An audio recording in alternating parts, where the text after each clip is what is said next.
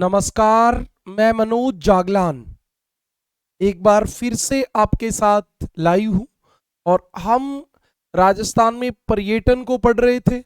इससे पहले हमारी 2 क्लासें हो चुकी हैं जो लगभग लगभग हमने पर्यटन को कंप्लीट कर दिया था। कल की क्लास के बाद हमारी कुछ पर्यटन से संबंधित योजनाएं डिस्कस करनी बाकी थी, तो आज हम उसी को डिस्कस करने वाले हैं। और सबसे पहले राजस्थान में जो पर्यटन से संबंधित योजना शुरू की गई थी वो पेइंग गेस्ट योजना शुरू की गई थी, जो 1991 में शुरू की थी। पेइंग गेस्ट का मतलब आप समझते हो, आप अपने घर पे किसी अजनबी व्यक्ति को गेस्ट के रूप में रख सकते हो, वो पेइंग गेस्ट होता है। तो आपकी सीधा सीधा ज़्यादा हम इसमें कोई बहुत विस्तार से बातें पूछी नहीं जाती, सवाल पूछा जाएगा आपसे कि पेइंग गेस्ट योजना कब शुरू की गई। तो आपकी पहली योजना थी पेइंग गेस्ट योजना। पेइंग गेस्ट योजना आपकी पहली योजना थी ये, और ये शुरू कब की गई थी? ये 27 सितंबर 1991 को शुरू की गई। 27 सितंबर 1991 को शुरू, यहां से हमारी योजना शुरू हुई और 2012 में इसे पूरे राज्य में लागू किया गया। 2012 में इसे संपूर्ण राजस्थान में लागू किया गया, संपूर्ण राजस्थान में लागू। और इसी के बाद आप देखते हो कि ये जो पढ़ने वाले बच्चे होते हैं उनके लिए भी लोग घरों में पीजी चलाने लग गए। वो इसी योजना के तहत उनको लीगल मान्यता प्राप्त हो गई। ओके, इसके बाद जो हमारी योजना चली वो चली हेरिटेज होटल योजना। हेरिटेज, हेरिटेज आप जानते हो, हमारी जो विरासत स्थल है वो वाले हेरिटेज होटल योजना। इसमें क्या क्या था? स्वतंत्रता से पहले के जो किले, दुर्ग, महल, जो हमारे पुरानी बिल्डिंग्स थी, उनमें होटल चलाने के लिए सरकार ने मान्यता दे दी। तो ये आपकी हेरिटेज होटल योजना थी जो 1991 में भारत सरकार द्वारा हेरिटेज होटल को नवीन श्रेणी बना के उसमें शामिल कर दिया था। तो 1991 में इसको भारत सरकार द्वारा शुरू किया गया था। 1991 में भारत सरकार द्वारा हेरिटेज होटल नवीन श्रेणी बनाई गई। नवीन श्रेणी बनाकर शुरू की गई। ये योजना जो थी ये नवीन श्रेणी बना के शुरू कर दी गई थी। ये आपके लिए इंपॉर्टेंट बात थी। हेरिटेज होटल योजना, आपसे सीधा सवाल पूछा जा सकता है, हेरिटेज होटल योजना कब शुरू हुई? तो आप बता सकते हो। इसके लिए पहली कंडीशन थी कि 50 वर्ष से पुरानी इमारत हो, जैसे किला, महल, हवेली आदि। किला, महल, हवेली, दुर्ग आदि को क्या बनाया जाए? होटल बनाया जाए। और इसमें क्या था? हेरिटेज होटलों को सेवा और सुविधाओं के आधार पर 3 श्रेणियों में डिवाइड किया गया। मतलब जो ये होटल रहने वाले थे इनको 3 कैटेगरीज में डिवाइड कर दिया।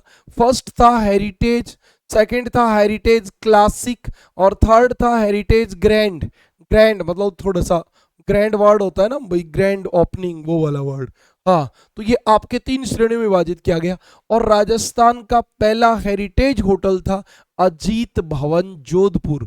अब तो बहुत सारे हेरिटेज होटल हो गए, लेकिन ये सवाल केवल इतना ही बन सकता है कि राजस्थान का पहला हेरिटेज होटल कौन था? अजीत भवन जोधपुर था। तो इतनी बातें आपको याद रखनी है। इसके लिए शर्त क्या थी? पहली शर्त यही थी, क्या थी? 50 वर्ष से पुरानी इमारत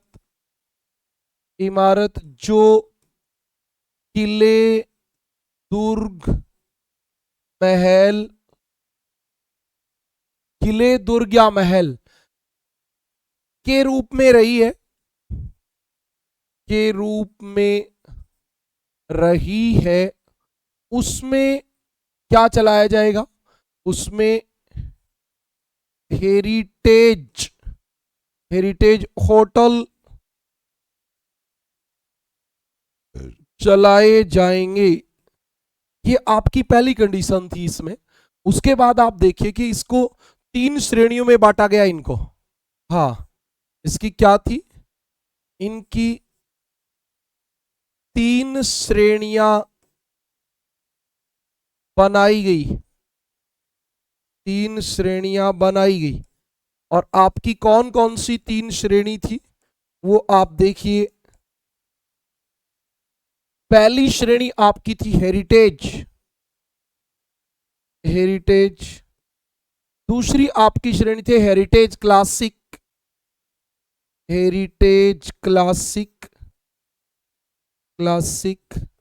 और तीसरी थी हेरिटेज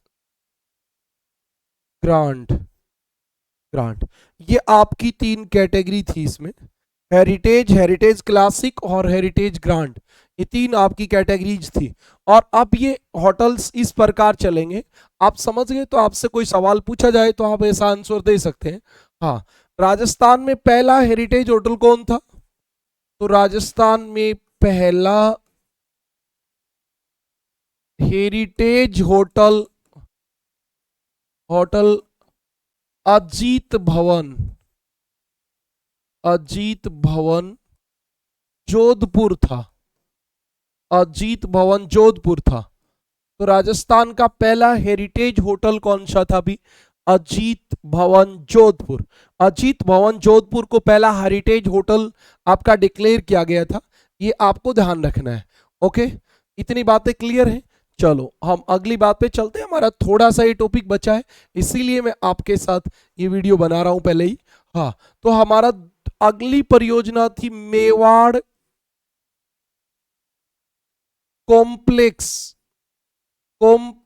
का मतलब हमेशा होता है कि आप बहुत सारी चीजें मिला के और एक पर्यटन का बड़ा एरिया, बड़ा क्षेत्र तैयार कर दें, तो वो वाला होता था मेवाड़ कॉम्प्लेक्स योजना।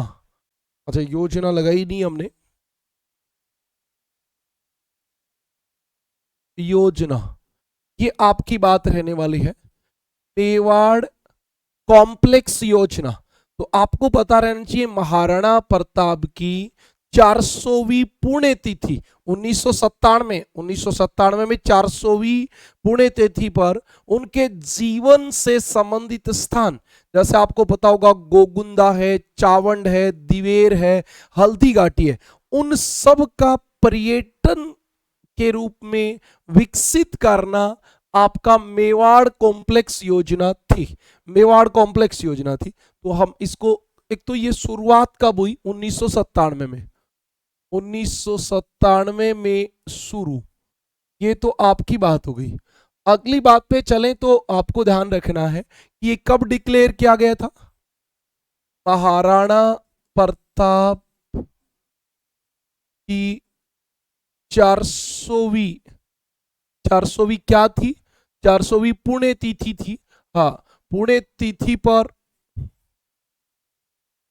उनके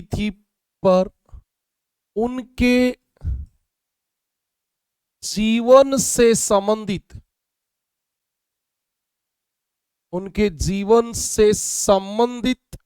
स्थानों, जैसे गोगुंदा,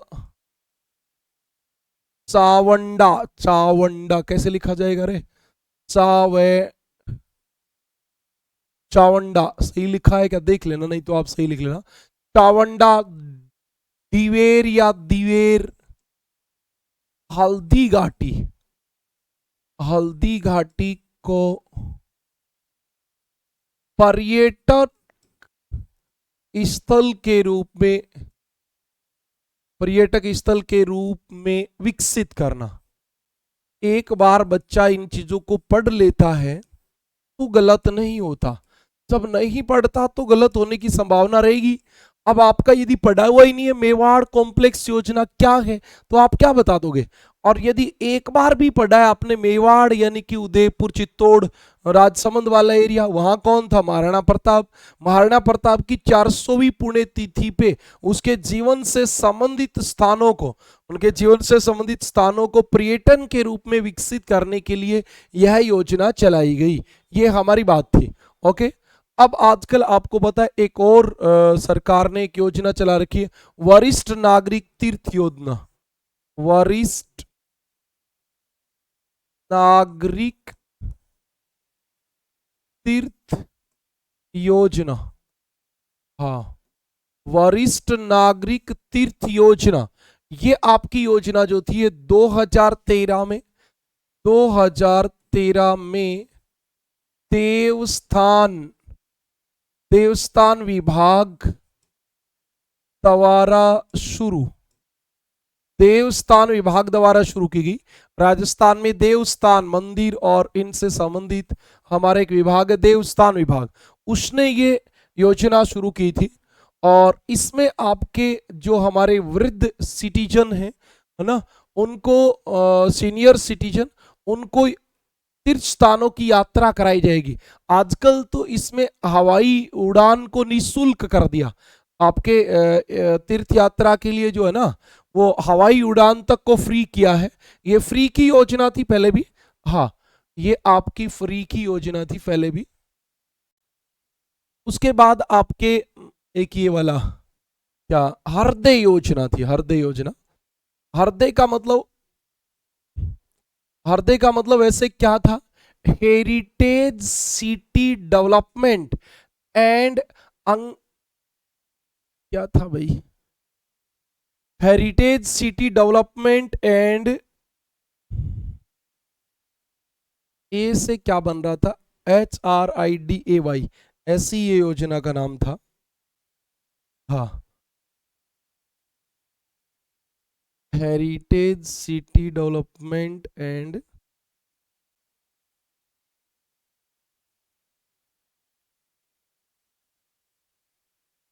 ध्यान नहीं है भाई, एग्यूमिनेशन था, कैसा कोई एक वर्ड था।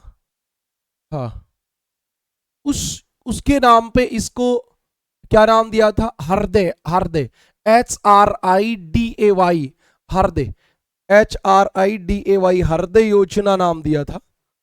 हाँ, ओके, ये हृदय योजना की बात चली थी।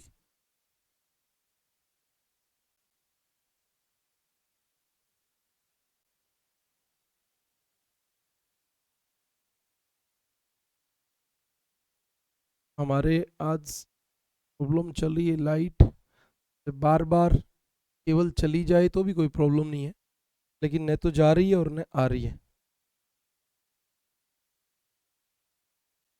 एक सेकंड के लिए आप और वेट करेंगे।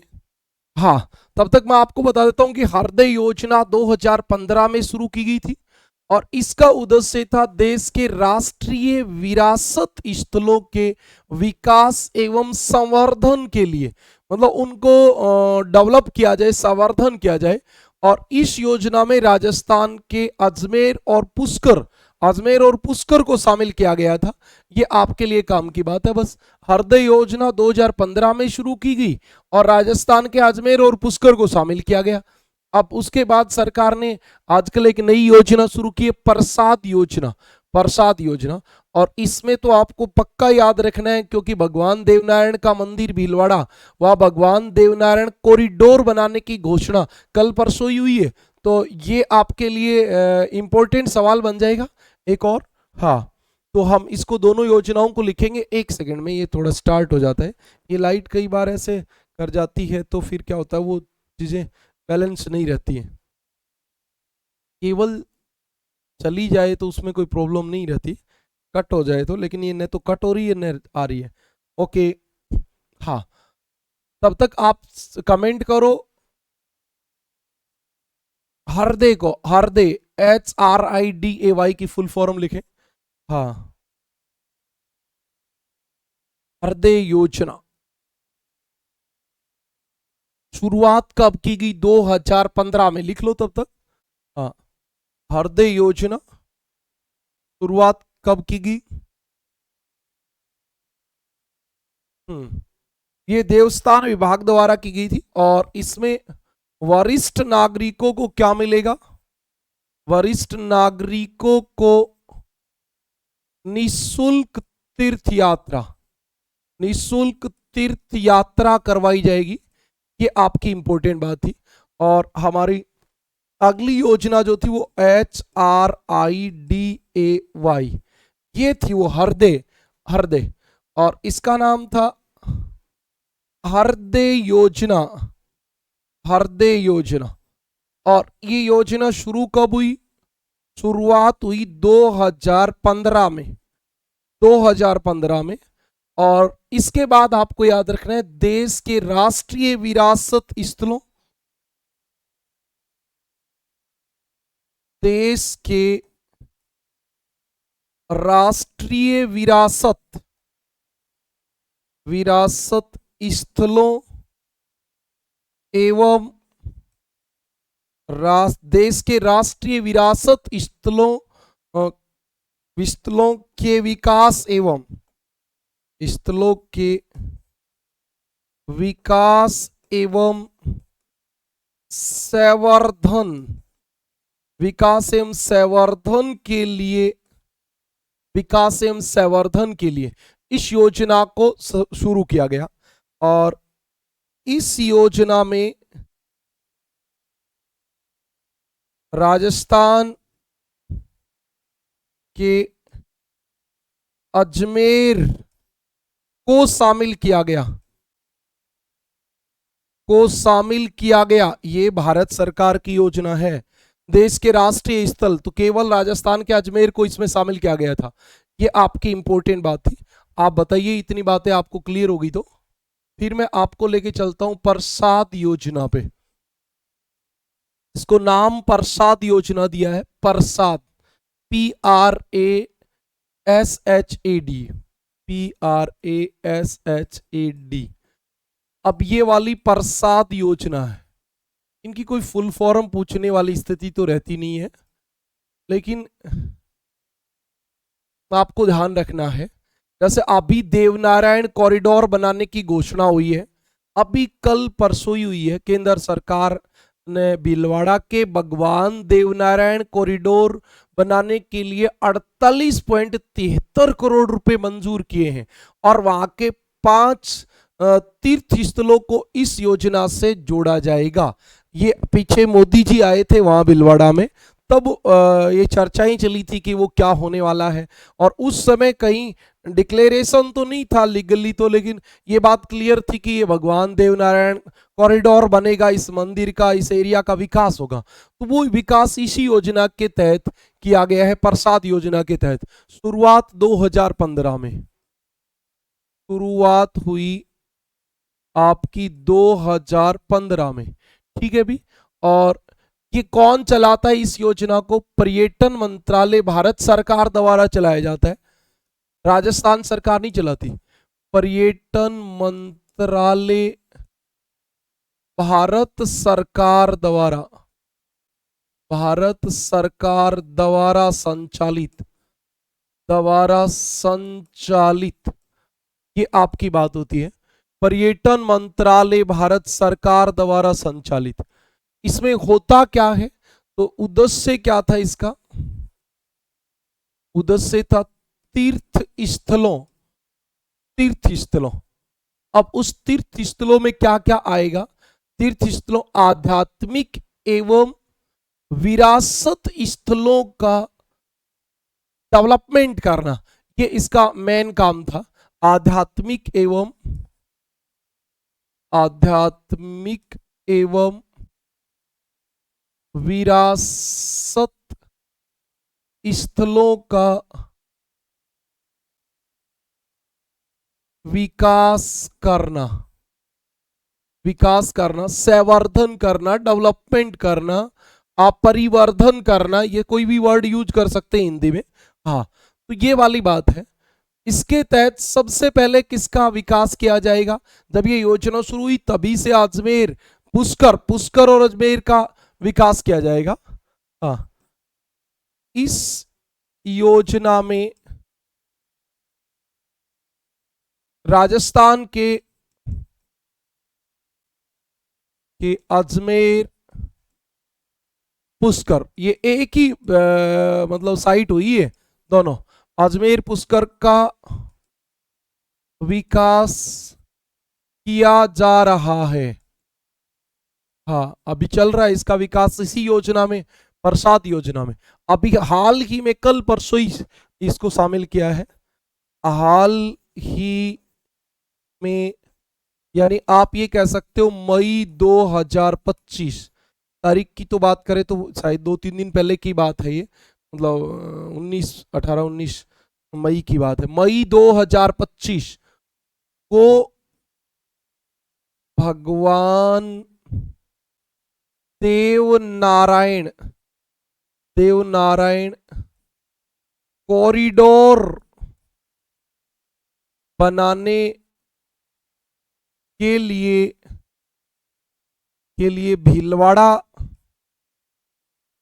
भीलवाड़ा के तीर्थ स्थलों को प्रसाद योजना में शामिल किया। अभी इसका डेवलपमेंट किया जाएगा भगवान देवनारायण कॉरिडोर का। इसके लिए बजट की बात करें तो 48.73 करोड़ रुपए का बजट आया है। 48.73 करोड़ रुपए का बजट जारी कर दिया है केंद्र सरकार ने। 78.73 करोड़ रुपए का बजट जारी कर दिया है। ओके, ये आपकी एक योजना थी, प्रसाद योजना। तो आप लोगों को थोड़ा बहुत पता भी रहे तो अखबार में ये सब चीजें आती रहती हैं और उस समय आप इनको समझ सकते हो, कोई दिक्कत वाली बात है नहीं। और यदि आपको निगाह नहीं रहेगी, आपने कभी पढ़ा ही नहीं प्रसाद योजना क्या है, तो फिर प्रॉब्लम क्रिएट होती है। नहीं तो अखबार में भी ये चीजें आई हैं, जैसे भगवान देवनारायण कॉरिडोर वाली फर्स्ट पेज पे ही आई है, तो आपने वहां से देखा होता तो आप तुरंत कनेक्टिविटी कर लेते कि जो 2015 में प्रसाद योजना शुरू हुई थी, जिसमें अजमेर और पुष्कर का डेवलपमेंट किया जा रहा था, उसी प्रकार अब भीलवाड़ा के भगवान देवनारायण कॉरिडोर का विकास किया जाएगा। ये आपकी बात थी। अब हम इसके बाद चलेंगे पेइंग गेस्ट हाउस योजना। आपकी पेइंग गेस्ट हाउस योजना, पेइंग गेस्ट हाउस योजना,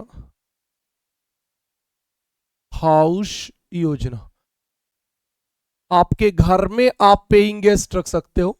इसके लिए योजना की शुरुआत हुई 21 अक्टूबर 2021 को। 21 अक्टूबर 2021 को शुरू। और याद रख लेना अब की बार इसमें ये हाउस वर्ड है, पेइंग गेस्ट योजना अलग है, पेइंग गेस्ट हाउस योजना अलग है। ओके, और इसके लिए आवश्यक शर्तें ये आपसे पूछी जा सकती है कि इसके लिए आवश्यक शर्तें क्या है। तो आपको नंबर 1 पता होना चाहिए कि न्यूनतम 6 और अधिकतम 20 कमरों की अनुमति। न्यूनतम 6 व अधिकतम 20 कमरों की अनुमति। मतलब आप जो पेइंग गेस्ट हाउस बनाओगे घर, उसमें 6 कमरे कम से कम होने चाहिए और मैक्सिमम 20 होनी चाहिए। और एक ये भी बहुत जबरदस्त कंडीशन है, पेइंग गेस्ट हाउस के मालिक का घर वही होना चाहिए, मतलब उसके बच्चे पत्नी वही रहने चाहिए। ऐसा नहीं होता आप प्रोफेशनली चलाओगे फिर तो होटल ही हो जाएगा। तो ये बहुत जरूरी है, उसका निवास, उसका घर वही होना चाहिए। ओके, हाँ, मतलब ये आपके लिए 20 कमरे हो, 3 उसके लिए खुद के लिए हो सकते हैं, 23 से ज्यादा कमरे नहीं हो सकते, ये कंडीशन है। और तीसरी है पेइंग गेस्ट हाउस का क्षेत्र कितना होना चाहिए? 167 वर्ग मीटर अधिक से अधिक होना चाहिए। 167 वर्ग मीटर से अधिक होना चाहिए, इससे बड़ा क्षेत्र होना चाहिए। ओके, और चौथी कंडीशन थी paying guest house, paying guest house, paying guest house जो वो न्यूनतम 30 फीट की रोड पे हो, न्यूनतम 30 फीट की रोड पर हो, न्यूनतम 30 फीट की रोड पे हो, ये बहुत जरूरी है। हाँ, एक बात और लिख देता हूं, क्या एक से अधिक मालिकाना हक, मालिकाना हक, या आप ऐसे कह सकते हो फ्लैट, फ्लैट को paying guest house, paying guest house नहीं बनाया जा सकता है, नहीं बनाया जा सकता है, पेइंग गेस्ट हाउस नहीं बनाया जा सकता है, ये आपकी इंपॉर्टेंट बात है। हाँ, और एक लास्ट बात और बताता हूँ, और वो क्या होना चाहिए, एक तो आपकी होनी चाहिए फायर की एनओसी, फायर की एनओसी, मतलब घर में आग वगैरह लग जाए तो सब सेफ्टी होनी चाहिए। और एक आपके फूड का लाइसेंस, लाइसेंस होना चाहिए, तो आपको लाइसेंस लेने होंगे, बाकी कोई रिक्वायरमेंट नहीं है, ये आपको ध्यान रखना है। और इसका ये क्यों शुरू की गई थी ये योजना, इसके लाभ क्या होंगे, तो लाभ तो यही था, ग्रामीण क्षेत्रों में, भाई अब शहरों में ही तो बन रहे थे ऐसे, तो ग्रामीण क्षेत्रों में पर्यटन को बढ़ावा देना, पर्यटन को बढ़ावा देना, ग्रामीण क्षेत्रों में पर्यटन को बढ़ावा देना, और ग्रामीण लोगों को, ग्रामीण क्षेत्रों में रोजगार में वृद्धि, भाई रोजगार ही तो मेन उद्देश्य है, ये हमारा मेन उद्देश्य तो यही है, रोजगार में वृद्धि, ये आपकी बात है। हाँ, अब इतनी बातें आपकी क्लियर हो गई हैं, तो जल्दी से आप मुझे बता दो, जैसे आप कहोगे सर पूरी हो गई, हम अगली बात पे चलेंगे।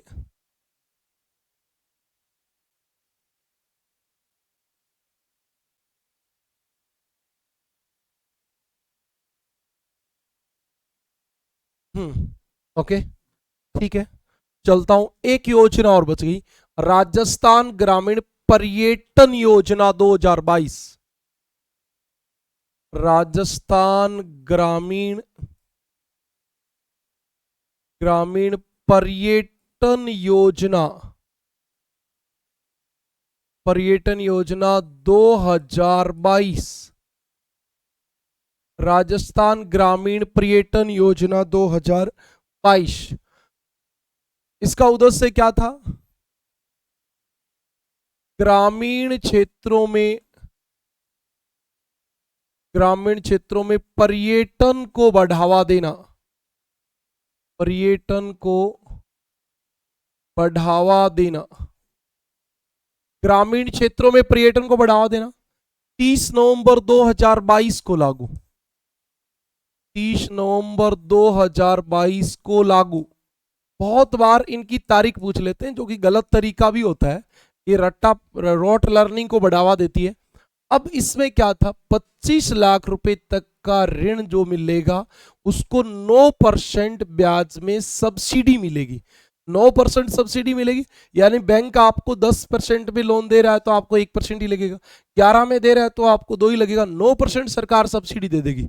हाँ, 25 लाख रुपए तक के ऋण पर 9% की सब्सिडी, सब्सिडी 9% की सब्सिडी मिलेगी 25 लाख रुपए तक के ऋण पे।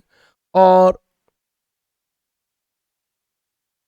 हाँ भाई, 1 करोड़ से ज्यादा, नहीं, न्यूनतम 1 करोड़ रुपए तक, 1 करोड़ रुपए तक निवेश करने वाली जो भी ग्रामीण पर्यटन इकाइयां होंगी उनको 10 वर्ष तक स्टेट की जो जीएसटी है उसमें 100% छूट मिलेगी।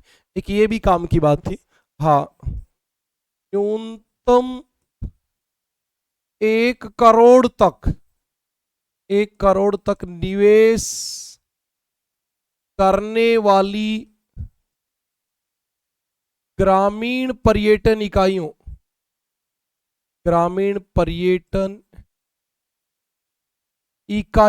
ग्रामीण पर्यटन इकाइयों को 10 वर्ष तक जीएसटी में 100% पुनर्भरण पुनर्भरण